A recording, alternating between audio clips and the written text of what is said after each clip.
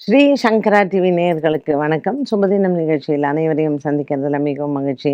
இன்னைக்கு ஜூலை மாதம் 29ஆம் தேதி புதன்கிழமை. இந்த நாளுக்கான 12 ராசிக்கும் பலன் மற்றும் பரிகாரத்தை பார்க்கலாம். இன்னைக்கு ரொம்ப ரொம்ப ரொம்ப முக்கியமான ஒரு நாள் பௌர்ணமி. அதுவும் என்ன மாதிரியான பௌர்ணமினா, இன்னைக்கு ஆடி தபசு. சங்கரன் கோவில்ல ரொம்ப ரொம்ப விசேஷம். சங்கர நாராயணர் கோமதி அம்மனுக்கு காட்சி கொடுத்து சைவம் வைணவத்திற்கு பேதமில்லை அப்படிங்கிறத நிரூபித்த ஒரு நாள். அதனால் இந்த ஆடி தபசு நம்ம எங்கே இருந்தாலும் சங்கர நாராயணரை மானசீகமாக பிரார்த்தனை செய்து கோமதி அம்மனையும் வணங்கலாம். அழகான ஒரு புன்னை வனத்தில் ஒரு ஊசி நுனியில் தபஸ் பண்ணி உலகத்திற்கு இதுதான் உண்மை அப்படிங்கிறத எடுத்துக்காட்டாக இந்த சங்கர நாராயணர் ஆலய புராண வரலாறு நமக்கு சொல்லுது. ஆடி தபசு எல்லாருக்கும் அன்னையின் அருள் கிடைக்கட்டும். மேஷராசி நேயர்களுக்கு இன்னைக்கு 10ஆம் இடத்துல சந்திரன் சஞ்சாரம் செய்கிறார். மகர ராசியில் இருக்கக்கூடிய இந்த சஞ்சாரம் இன்னைக்கு திருவோண நட்சத்திரத்துல சந்திரன் இருக்கார். கடகராசியில சூரியன் இருக்கார். அதனாலதான் சந்திரன் விஷ்ணுவாகவும் சூரியன் சிவனாகவும் இந்த சங்கர நாராயண தோற்றத்தை இந்த ஆடி தபசுல இன்னைக்கு நம்ம கொண்டாடுகிறோம். ஸோ எல்லாத்துக்குமே நமக்கு சூரியன் சந்திரன் காரணமாக இருக்கிறாங்க. மேஷராசி நேயர்களுக்கு இன்று புதன்கிழமை விஷ்ணு சஹஸ்ரநாம பாராயணம் சொல்லலாம். ரிஷபராசி அன்பர்களுக்கு இன்று மனக்குறைகள் இல்லை. ராசிநாதன் சுக்கிரன் கேத்துவுடன் இருப்பது மன அமைதியை கொடுக்கும். இன்று பங்குச்சந்தையின் முதலீடுகள் லாபத்தை தரும். குடும்பத்தில் நல்ல ஒரு மன அமைதியும் உற்சாகமும் இருக்கக்கூடிய நாளாக இந்த நாள் அமைகிறது. ரிஷபராசி நேயர்களுக்கு இன்று வரவேண்டிய பண பாக்கிகளை வசூல் செய்யலாம். மனதிற்கு பலவிதமான பாரங்கள் தீரக்கூடிய நாளாக அமையும். மிதுன ராசி நேயர்கள் இன்று புதன்கிழமை. இந்த மிதுன ராசி நேயர்களுக்கு ஆடி தபசு பௌர்ணமி புதன்கிழமையில் வருவது மிக மிக சிறப்பாக அமைந்திருக்கிறது. இன்னைக்கு நமக்கு இந்த மிதுன ராசி நேயர்களுக்கெல்லாம் பார்த்தீங்கன்னா சந்திராஷ்டமமாக இருக்கும். அதனால் இந்த பௌர்ணமி தேதியில் பச்சரிசி தானம் செய்கிறது, பசுமாட்டுக்கு போய் நீங்கள் பச்சரிசியோ அல்லது நவதானியத்தையோ உணவாக கொடுப்பது மிகவும் நல்லது. மிதுன ராசி அன்பர்கள் இன்று முக்கிய முடிவுகளை தவிர்க்கலாம். கடகராசி அன்பர்கள் இன்று கடகராசி அன்பர்களுக்கு கடன் தொல்லைகள் இல்லை. சூரியன் மற்றும் குரு பகவானின் சஞ்சாரம் ராசியில் இருப்பது உங்களுக்கு நல்ல ஒரு மன நிறைவை தரும். குருச்சந்திர யோகமாக இருக்கக்கூடிய இன்றைய நாளில் கடகராசி நேயர்கள் பௌர்ணமி தினமாக இருக்கக்கூடிய இன்று குலதெய்வத்தை வணங்கலாம். சிம்மராசி அன்பர்களுக்கு இன்று 6ஆம் இடத்தில் சந்திரன் இருப்பதனால் செலவுகள் அதிகமாக இருக்கும். கடன் தொல்லைகள் உண்டு.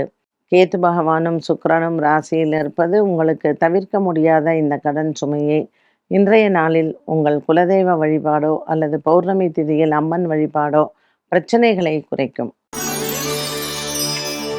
கன்னிராசி நேயர்களுக்கு புதிய தொழில் துவக்கங்கள் வெற்றியை தரும். 10ஆம் இடத்துல இருக்கக்கூடிய புதன் மற்றும் 5ஆம் இடத்துல இருக்கக்கூடிய சந்திரன் நல்ல ஒரு மன நிறைவை தருவார். லக்ஷ்மி நாராயண யோகம் இருக்கக்கூடிய கன்னிராசி அன்பர்களுக்கு இன்று மகாவிஷ்ணு வழிபாடும் மற்றும் விஷ்ணு சஹஸ்ரநாம பாராயணமும் சிறந்தது. துலாம் ராசி அன்பர்களுக்கு 6ஆம் இடத்துல இருக்கக்கூடிய சனி பகவான் அனுகூலத்தை கொடுப்பார். குடும்பத்தில் இருக்கக்கூடிய பிரச்சனைகளுக்கு நல்ல ஒரு விடிவு காலத்தை பார்க்கலாம். நண்பர்களால் ஏற்பட்ட ஒரு சில பிரச்சனைகளுக்கு இன்று தீர்வுகள் உண்டு. புதிய நண்பர்களை நம்ப வேண்டாம். துலாம் ராசி அன்பர்களுக்கு 10ஆம் இடத்திலையும் குரு மறைவில் இருப்பதனால் இன்று குலதெய்வ வழிபாட்டை செய்ய துலாம் ராசி அன்பர்களுக்கு வெற்றிகள் உண்டு. விருச்சிக ராசி நேயர்களுக்கு இன்று பல மாதமாக இருந்து வந்த ஒரு விதமான மன போராட்டம் தீரும். விருச்சிக ராசி அன்பர்களுக்கு பாக்கியத்தில் குரு பகவானும் 3ஆம் இடத்தில் சந்திரனும் இருப்பது தாயாரின் உடல் ஆரோக்கியத்தில் இருந்து வந்த மன பயம் விலகும். குழந்தைகளினால் ஏற்படக்கூடிய ஒரு சில மன குழப்பங்களுக்கும் இன்று நல்ல தீர்வு கிடைக்கும். விருச்சிக ராசி அன்பர்களுக்கு பௌர்ணமி அன்று அன்னதானங்கள் செய்யலாம். தனுசு ராசி நேயர்களுக்கு இன்று நல்ல ஒரு வெற்றி கிடைக்கக்கூடிய நாளாக இருக்கும். குடும்பத்தில் ஒரு விதமான மன உளைச்சல்கள் தீரும். பொறுப்புகள் அதிகமாக இருந்தாலும் தனுசு ராசி நேயர்களுக்கு மன நிம்மதி உண்டு. இன்று நண்பர்களை தவிர்ப்பது, புதிய நண்பர்களிடத்தில் நம்ம வீட்டு விவகாரங்களை பேசுவதை தவிர்க்கலாம். மகர ராசி நேயர்களுக்கு இன்று பல நாட்களாக இருந்து வந்த மன உளைச்சல் தீரும். மகர ராசி அன்பர்களுக்கு குரு சந்திர யோகம் உண்டு.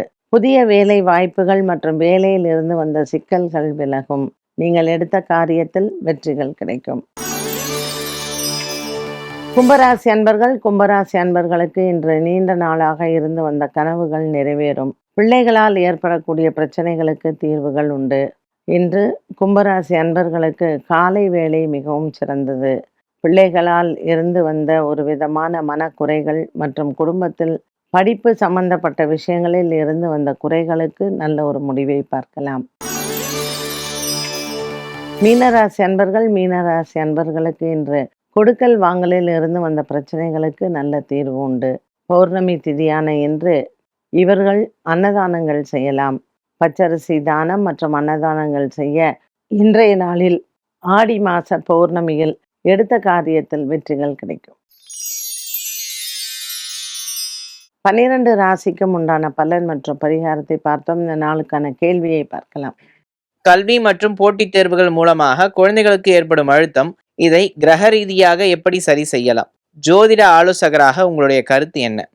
எனக்கு தெரிஞ்சு இந்த மன அழுத்தம் வந்து கிரகங்களால் ஏற்படுவதில்லை, வீட்டில் இருக்கக்கூடிய பெரியவங்களால் ஏற்படுவது தான்.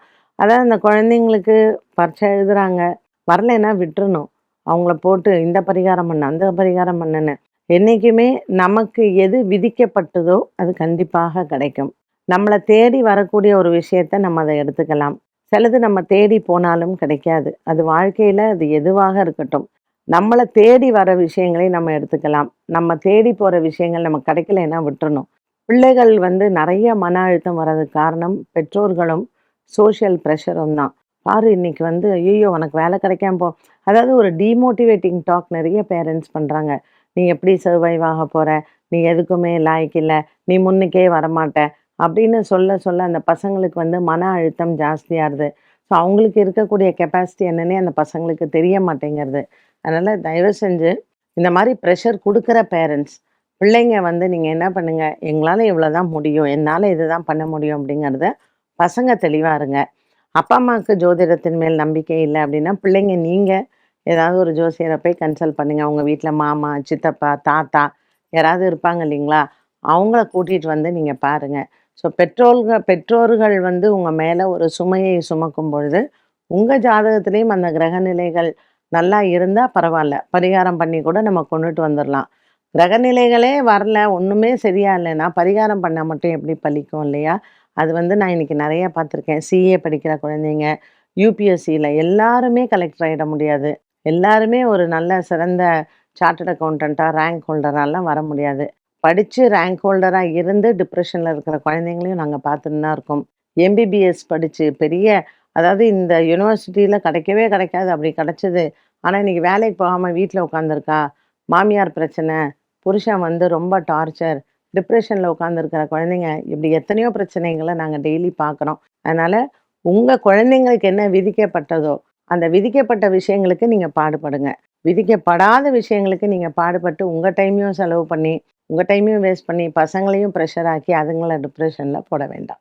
நேயர்களே, இன்றைய சுபதினம் நிகழ்ச்சி அனைவருக்குமே பயனுள்ளதாக அமைந்திருக்கும். மீண்டும் சந்திக்கும் வரை நன்றி, வணக்கம்.